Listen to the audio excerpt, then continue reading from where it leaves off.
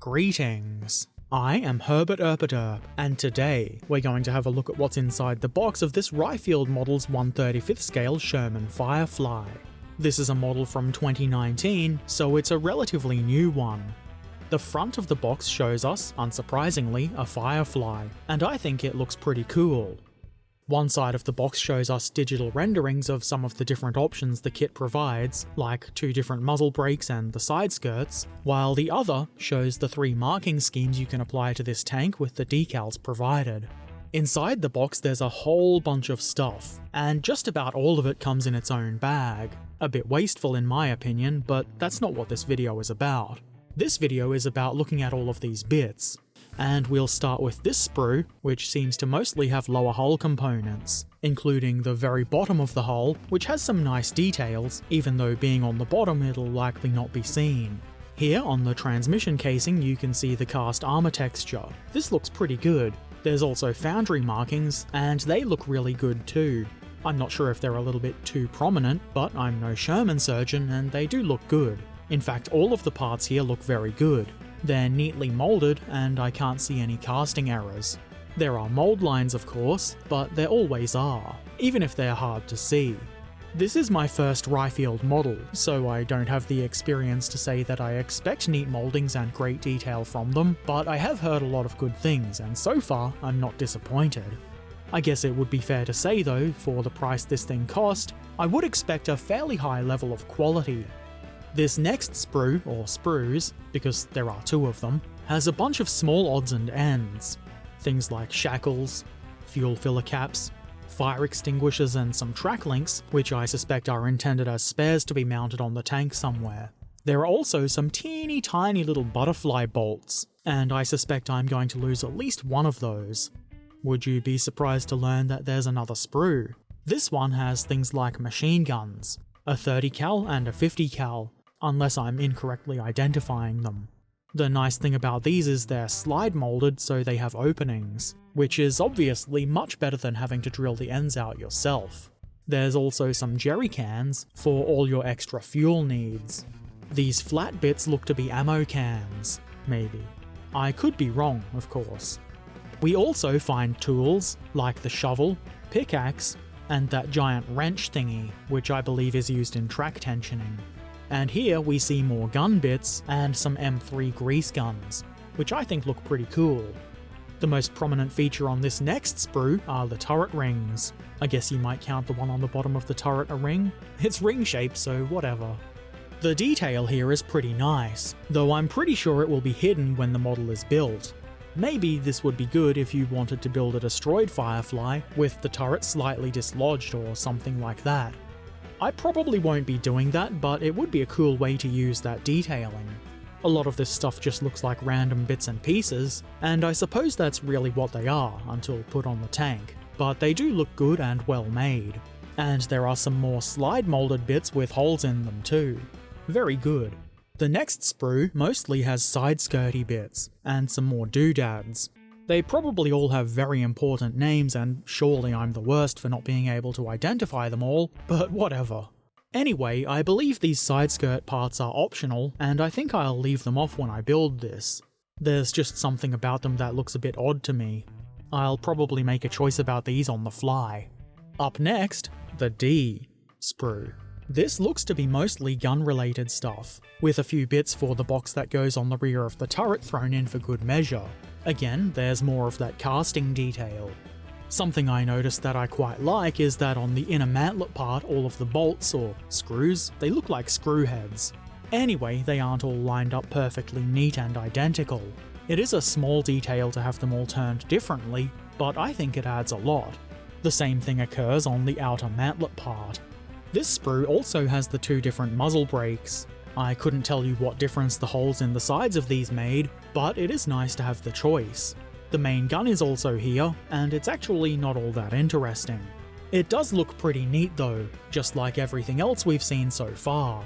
Here's another 2 identical sprues. On these we find a whole bunch of rollers, bogey parts, suspension bits, and wheels, which are really good, though I did barely manage to photograph them. It wouldn't be a Herbert video without missing something or fucking something up, would it? There are far too many sprockets for one Firefly here.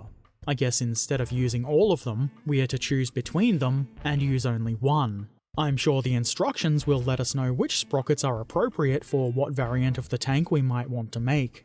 Here are the tracks. There are 700 sprues of track links. What do you mean you only see 4? Okay, maybe I was exaggerating, but there sure are a lot of bits for the tracks here. These parts do look pretty nice and neat, which is unsurprising really after seeing all of the other parts. There are 4 pieces here for each track link, and I'm pretty sure a lot of people will find this kind of daunting, or annoying. I'm optimistic about this though. The jig, of which all of the sprues have 1, looks to me like it will work quite well. I hope, the jig will make assembling these pretty quick, and hopefully easy. It probably at least won't be much more time consuming than preparing and drilling individual metal track links. We'll see if I change my tune when I build this. It could just end up being rage-inducing. You'll have to watch the build stream to see if that's the case. And that was the final sprue, unless you count the hull and turret parts as sprues in their own right. I don't. The hull top comes as mostly one piece. The engine bay doors and such are separate. I think it looks really good, and as you can see, it has armor texture like a lot of the other parts. This isn't something I would add myself usually, but it's nice that the kit comes this way. I rather like the weld seams. I think they add a lot of interest, especially when the model gets painted. Also, as you can probably see, there are foundry markings here as well. I have no idea what they mean, and I suspect they mean that you could only really build this kit as one particular tank if you were the rivet countery sort. Fortunately, I'm not, so to me these markings just mean another thing that will catch paint and add some interest. What I'm trying to say is this is a very nice looking upper hull. The turret body also looks really nice and features casting texture and foundry markings. There's not really a whole lot to say about it, I suppose. The pictures say more than I can, really. That doesn't stop me from waffling on though.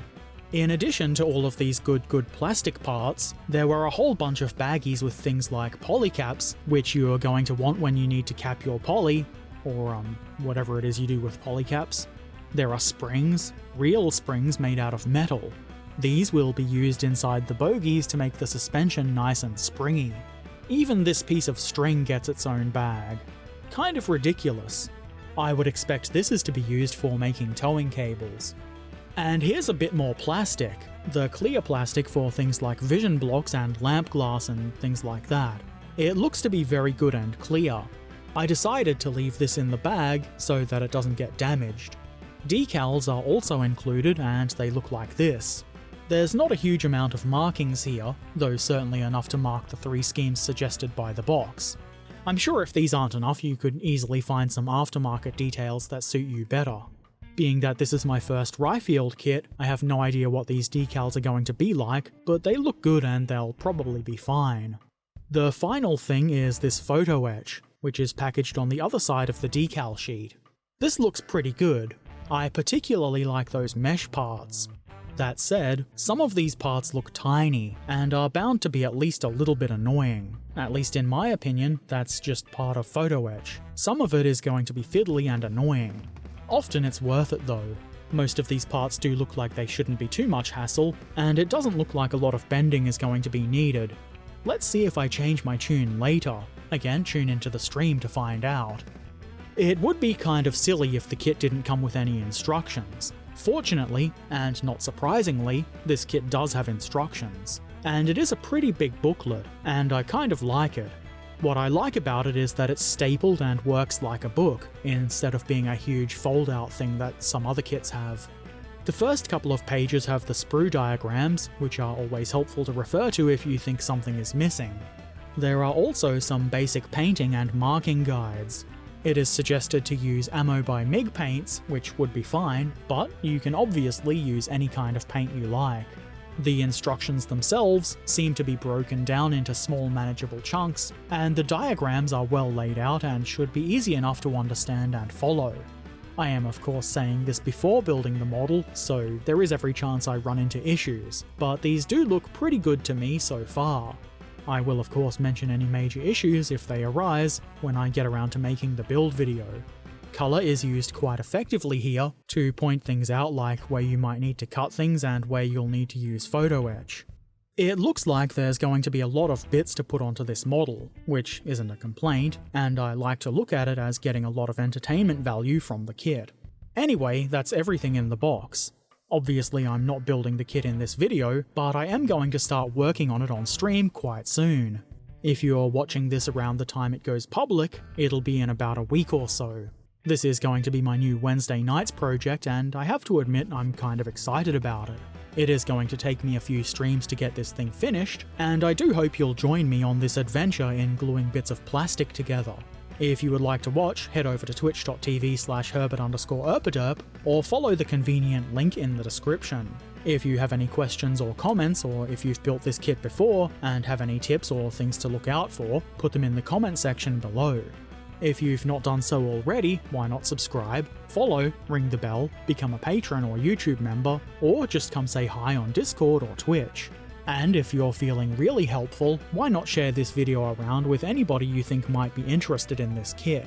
Links to all of my things are in the description below, and as always, I shall return soon. So until then, be excellent to each other, and thanks for watching. Farewell.